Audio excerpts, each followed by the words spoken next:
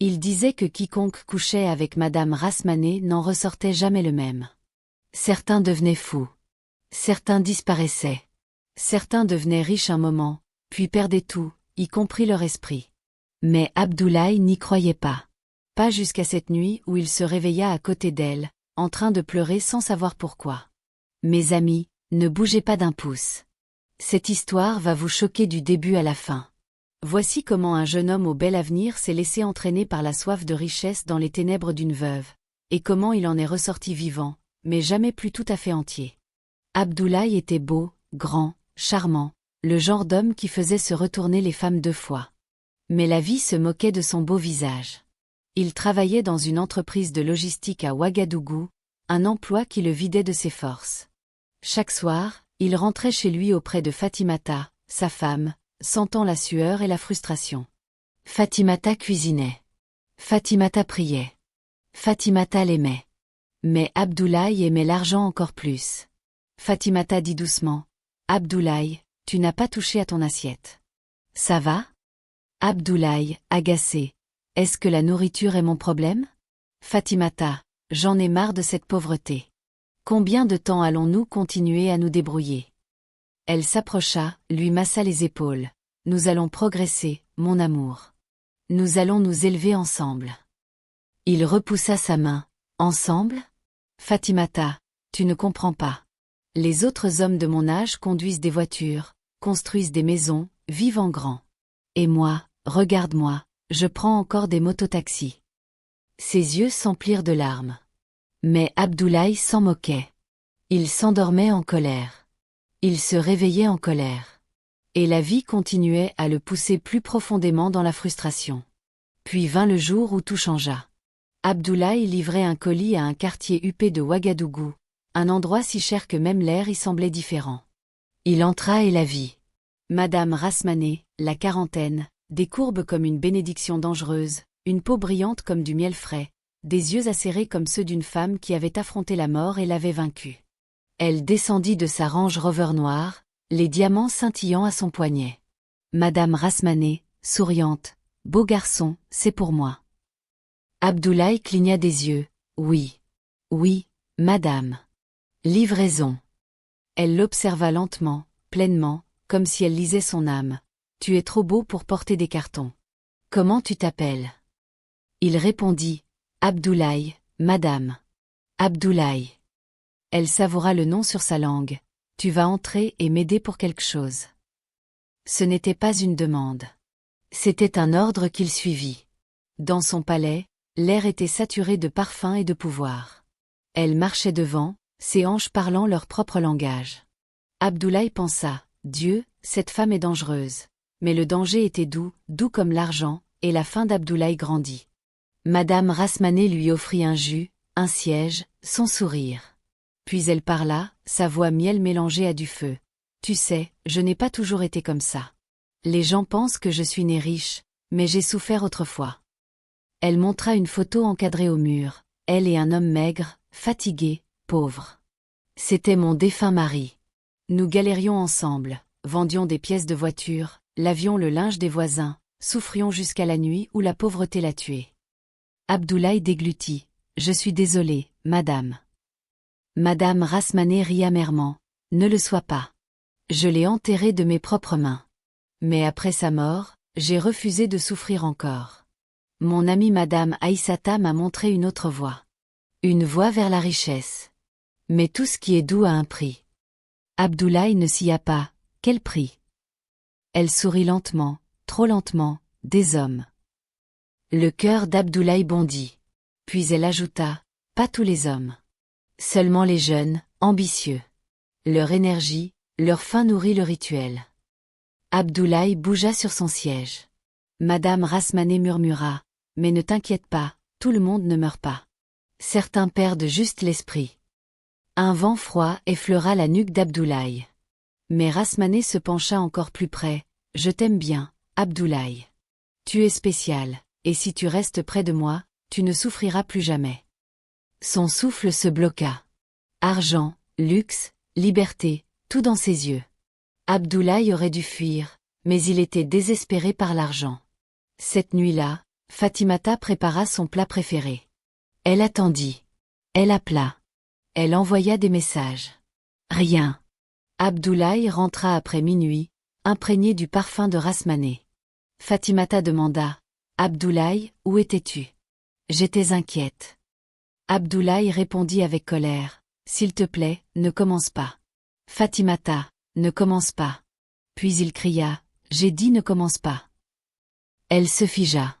Les larmes coulèrent. Abdoulaye, ce n'est pas toi. Il l'ignora, entra dans la chambre et claqua la porte. Fatimata pleura dans ses mains. Dehors, le tonnerre gronda. Dans le cœur d'Abdoulaye, une nouvelle obscurité s'ouvrit. Et quelque part en ville, Madame Rasmané alluma une bougie noire et murmura. Bienvenue, Abdoulaye. Ton voyage a commencé. Pendant la semaine suivante, Abdoulaye pensa à Madame Rasmané plus qu'à sa propre femme. Son parfum, son palais, son sourire doux et dangereux, même son avertissement, tout le monde ne meurt pas, certains perdent juste l'esprit, résonnait comme une douce menace. Un après-midi, Rasmané l'appela. Sa voix était soit enveloppée d'argent. Abdoulaye, viens à la maison. J'ai quelque chose pour toi. Il n'hésita pas. Il prit un mototaxi directement pour le quartier huppé. Quand elle ouvrit la porte, elle portait une robe de soie qui ne cachait rien de ses courbes. Ses cheveux étaient mouillés, comme si elle sortait d'une salle de bain de femme riche. Abdoulaye déglutit difficilement. Madame Rasmané, souriante, tu es tendue. Assieds-toi. Elle passa derrière lui, ses doigts effleurant ses épaules. Pourquoi souffres-tu, Abdoulaye? Un bel homme comme toi qui galère dans cette chaleur de Ouagadougou alors que tu pourrais vivre comme un roi. Son souffle effleura son oreille. Je peux prendre soin de toi si tu me laisses faire. Le cœur d'Abdoulaye battait fort. Ses principes avaient disparu. Le visage de sa femme était oublié. Sa faim hurlait. Abdoulaye demanda. Que voulez-vous que je fasse? Elle sourit comme le diable attrapant une nouvelle âme. Reste simplement près de moi et ne pose pas de questions. Elle glissa une enveloppe dans ses mains. 1 million de francs CFA en espèces. Le souffle d'Abdoulaye se bloqua. Pour avoir livré un colis, pour s'être assis chez elle, pour exister, il sentit quelque chose se briser en lui. La partie de lui qui se souvenait de qui il était autrefois. Le lendemain, Madame Rasmané emmena Abdoulaye dans un lounge secret à Ouagadougou, un endroit réservé aux riches. À l'intérieur, les lumières étaient rouges. La musique lente. L'air sentait les secrets.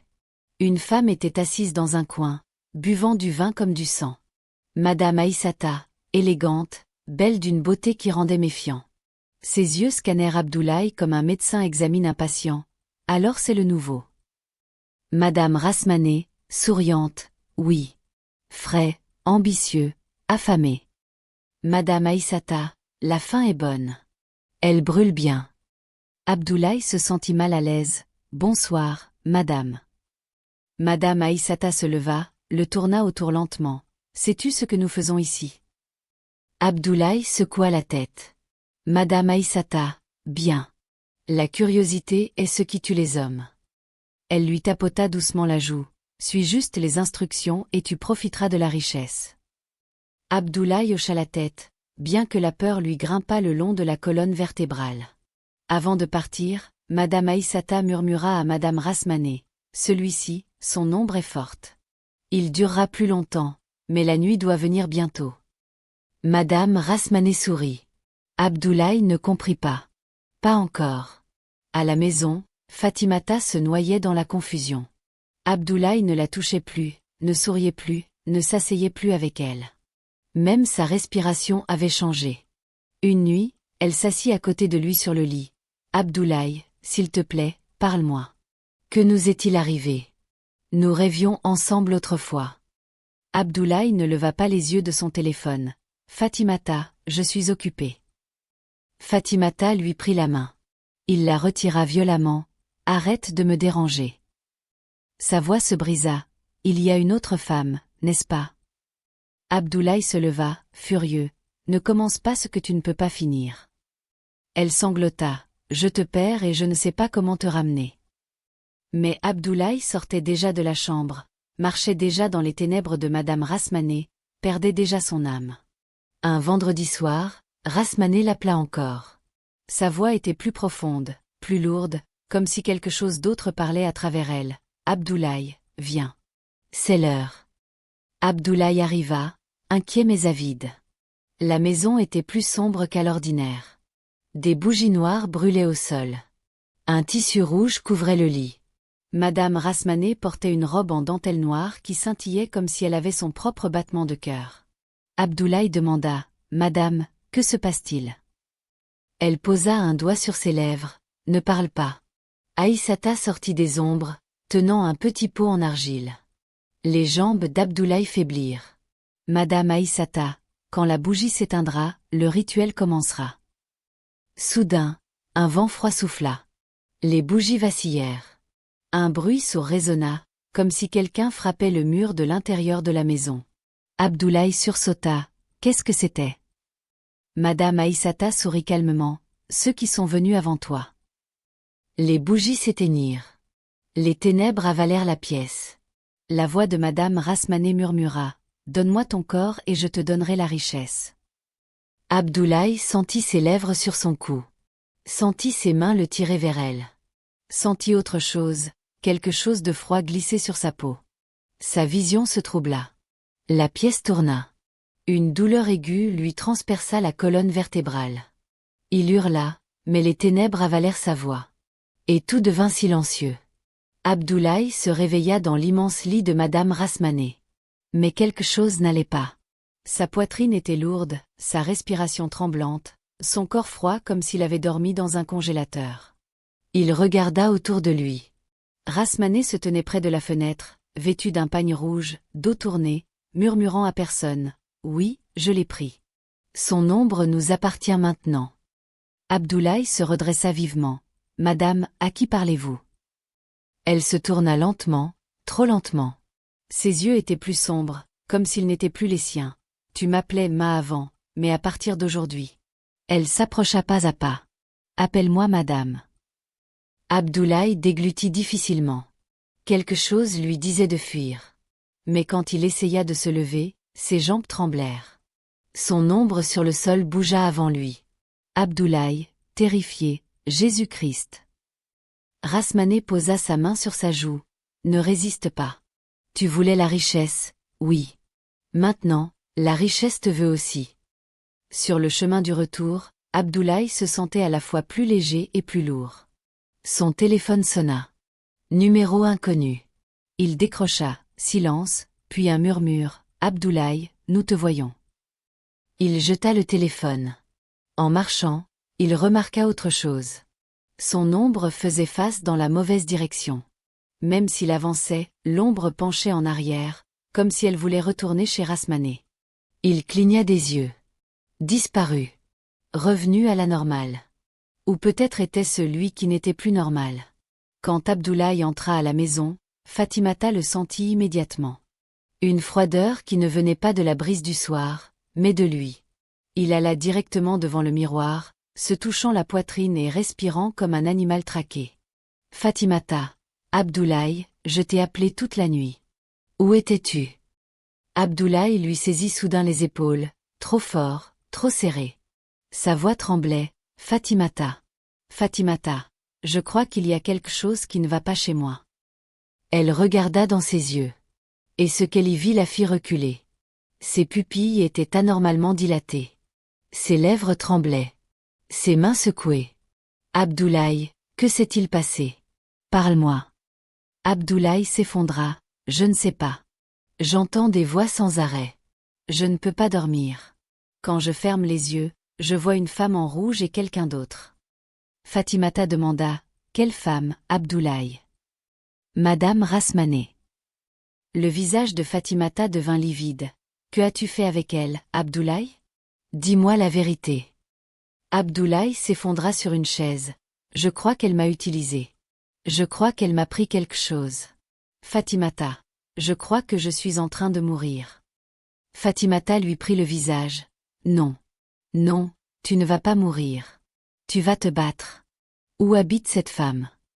Abdoulaye secoua violemment la tête. « Non, tu ne peux pas y aller. Elle est dangereuse. Et elle n'est pas seule. » Fatimata sentit son cœur tomber.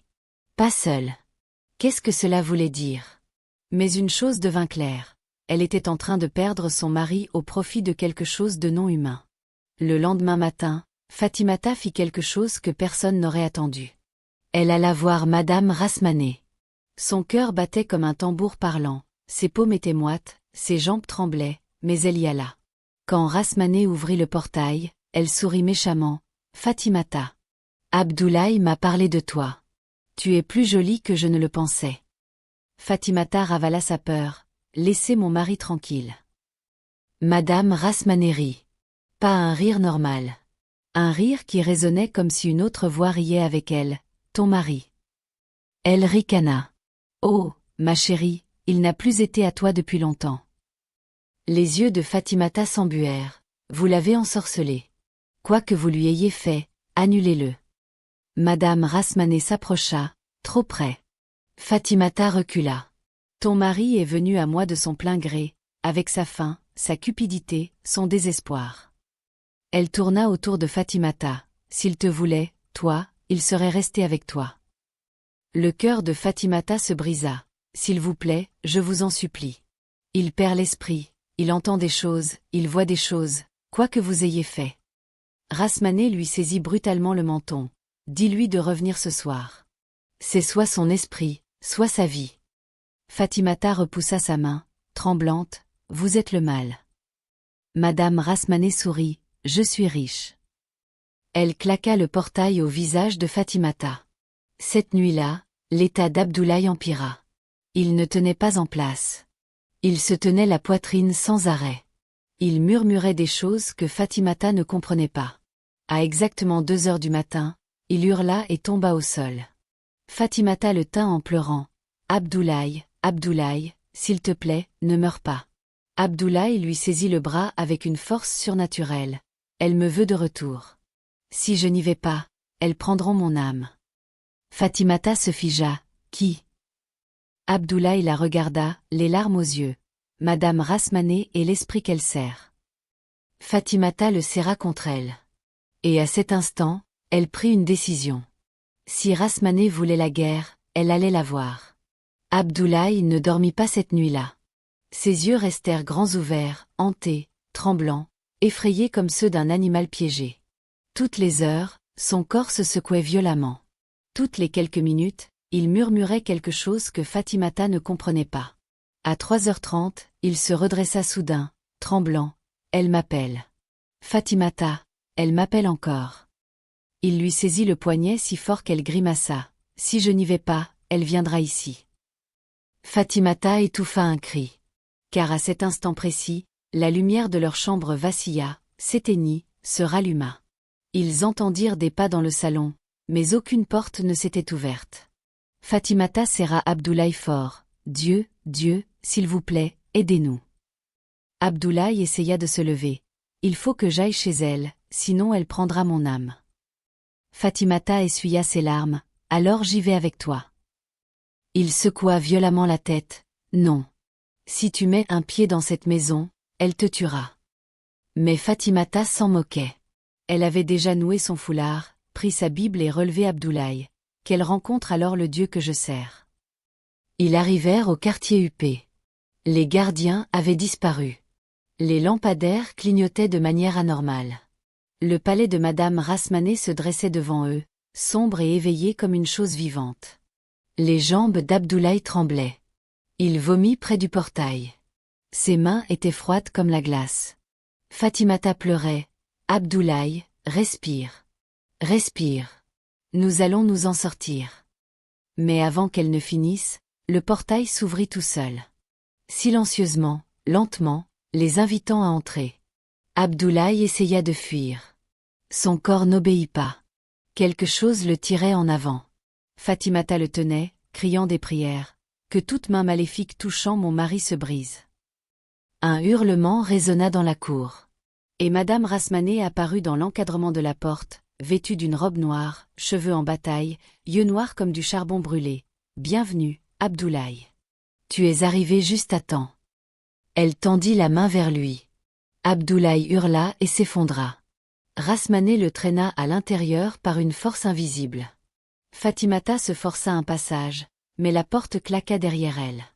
Dans la salle du rituel, des bougies partout, des traces de sang sur le sol, un pot en argile fumant au centre, et là, à côté, Madame Aïssata. Elle sourit calmement à Fatimata. « Tu es courageuse, mais le courage ne peut pas le sauver. » Fatimata serra sa Bible plus fort. « Le Dieu que je sers le peut. » Aïssata rit. « Ce rituel est plus ancien que tes prières. » Madame Rasmané s'agenouilla auprès du corps inconscient d'Abdoulaye. Sa voix devint plus grave, presque masculine. Avec cette offrande finale, son ombre devient nôtre. Elle plongea la main dans le pot en argile. De la fumée s'éleva. Le corps d'Abdoulaye se convulsa violemment. Fatimata hurla. « Abdoulaye, réveille-toi, s'il te plaît. » Madame Rasmané posa sa paume sur la poitrine d'Abdoulaye. Ses yeux s'ouvrirent, mais ce n'étaient pas ses yeux. Voix possédée d'Abdoulaye, « Je viens. » Fatimata tomba à genoux en sanglotant. « S'il vous plaît Dieu, ne le laissez pas mourir. » Au moment où Rasmané souleva le pot en argile au-dessus de lui, Aïssata lui saisit brutalement le bras. Madame Rasmané siffla. « Que fais-tu ? » Madame Aïssata, tu as assez pris. Tu deviens trop puissante cette fois. Les cendres m'appartiennent. Les yeux de Madame Rasmané s'écarquillèrent. Tu oses me trahir. Madame Aïssata, furieuse. Tu as oublié qui t'a enseigné le rituel. Elles se jetèrent l'une sur l'autre comme des animaux sauvages, hurlant, griffant, se traînant sur le sol taché de sang. Les bougies volèrent. Le pot en argile trembla. Les murmures des esprits devinrent plus forts. Abdoulaye gisait au sol, secoué de spasmes incontrôlables. Fatimata rampa jusqu'à lui, pleurant plus fort. « Abdoulaye, reste avec moi, s'il te plaît. » Dans leur lutte, Madame Rasmané et Madame Aïssata renversèrent le pot en argile. Il se brisa. Une flamme blanche jaillit. Aveuglante, violente, furieuse. Un hurlement emplit la pièce, mais il n'était pas humain. L'esprit qu'elle servait était libre. Et il était en colère. La pièce trembla. Les murs se fissurèrent. Les bougies explosèrent comme des coups de feu. Madame Rasmané hurla. « Non, non. L'esprit s'est libéré. » La flamme bondit sur Aïssata. Elle poussa un cri strident et tomba, convulsant. Madame Rasmané essaya de fuir, mais l'esprit saisit son ombre. La déchira. Elle hurla de douleur, se tenant la poitrine comme si on lui arrachait quelque chose de l'intérieur. Sa peau devint pâle. Sa voix se brisa. Madame Rasmané, faible, terrifiée. « Abdoulaye, aide-moi. S'il te plaît, aide-moi. » Abdoulaye, à peine conscient, tourna la tête, la vit tendre la main vers lui. Il murmura un seul mot, « Non. » L'esprit traîna Madame Rasmané dans la flamme. Son hurlement résonna dans tout le quartier. Puis le silence. Un silence de mort. Madame Rasmané avait disparu. Madame Aïssata gisait au sol, à moitié vivante. La flamme s'éteignit et Abdoulaye s'effondra dans les bras de Fatimata. Fatimata le porta hors du palais. Les voisins s'étaient rassemblés. La police arriva. Les lumières d'urgence clignotaient dans le quartier, mais Abdoulaye n'ouvrit les yeux que lorsque le soleil commença à se lever. Il regarda autour de lui, confus. « Fatimata, où sommes-nous » Elle lui prit le visage, souriant à travers les larmes. « Tu es en sécurité. Tu es revenu. Merci, Jésus. » Abdoulaye essaya de se redresser, mais sa main gauche tremblait sans contrôle. Sa voix se brisa. « Fatimata, qu'est-ce qui m'est arrivé ?» Elle le serra fort. « Ne t'inquiète pas, tu es vivant. C'est tout ce qui compte. » Mais au fond d'elle, elle savait qu'il ne serait plus jamais le même. Abdoulaye avait survécu au rituel, mais un morceau de son ombre ne revint jamais. Des mois passèrent. Abdoulaye quitta son emploi de logistique. Il suivit une thérapie. Il pria. Il combattit les cauchemars. Parfois il se réveillait en pleurant. Parfois il entendait des murmures. Parfois son ombre vacillait étrangement au coucher du soleil. Mais Fatimata resta. Chaque jour, chaque nuit, chaque larme. Et lentement, Abdoulaye commença à guérir. Pas complètement, mais assez pour survivre. Un soir, ils marchèrent ensemble au bord du barrage. Abdoulaye prit doucement la main de Fatimata. « Si tu ne t'étais pas battue pour moi, je serais mort ou pire. » Fatimata sourit doucement. « Tu es mon mari. J'ai promis de rester, même dans les ténèbres. » Abdoulaye embrassa son front. Le soleil se couchait derrière eux. Leurs ombres s'étiraient longues sur l'eau. Pour la première fois depuis des mois, l'ombre d'Abdoulaye ne bougea pas toute seule.